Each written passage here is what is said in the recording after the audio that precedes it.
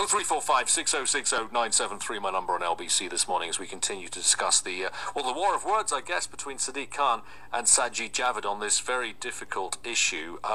20 men found guilty on Friday of belonging to a gang that raped and abused girls as young as 11 in Huddersfield.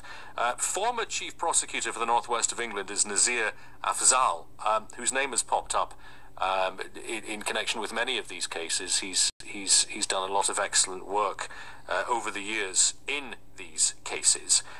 He this morning is also saying that cuts to the policing budget and a loss of vital local services have created a perfect storm of challenges, which mean that actually perpetrators are getting away with these crimes when plainly they should not be. Joining me this morning on LBC, Peter Kirkham, former Detective Chief Inspector of the Metropolitan Police. Peter, thank you for joining me this morning. The words then of Nazir Afzal, we've spoken many times on the show about cuts to police budgets. This would appear to be just, I guess, yet another consequence of them. It is, and these particular cases are incredibly difficult to investigate. They're very intensive in terms of the staff time and hours needed. They tend to be somewhat historical in nature. They tend to go back some time, which obviously throws up its own challenges. But there's huge amounts of evidence, there's huge difficulties around the sensitivities around the suspects and the victims. The victims maybe aren't that keen to assist the prosecution, so more work needs to go into keeping them on side. They're just hugely difficult in all manner of ways.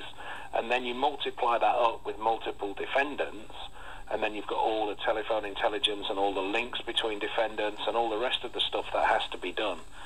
They are incredibly manpower intensive. And so at a time when the police haven't got enough staff to do the basics, to inherit something like this, to encounter something like this, gives them a real challenge. Nowadays, they recognise them for what they are, and what resources are available will be put into it. But what tends to happen is it tends to be fewer resources than they actually ideally would need, and therefore they tend to take longer to put together, and that's not a good place to be. There is one astonishing example of a cut which has been cited by Nazir Afzal. A van used to pass by fast food outlets regularly with the intention of trying to identify girls who might be vulnerable to this. That's now been axed by the local council because of budget constraints. And I find, that's maybe not directly a cut to policing budgets, perhaps, but I find it astonishing that somebody thought we can save a bit of money here by stopping a van driving up and down, which might literally on the ground be precisely the kind of thing that could identify potential victims. Well, we're talking about the intelligence gathering and the preventative side of things there. That's a whole new pile of stuff to do for the police and for other agencies that's not even associated with the reactive side of investigating. Once you've got a starter for 10 and you're trying to put a case together, this is about trying to gather the intelligence, trying to see who's doing what, trying to identify children at risk. Probably starting nowadays from children that are repeatedly going missing in circumstances that might make you think that they're going to be at risk of child sexual exploitation, but who probably, at least in the early stages, aren't going to be telling you anything at all about what they're getting up to. So you've got to do it the hard way. And so this is actually putting people at risk, putting young people at risk, where things that were in place are now going to be cut.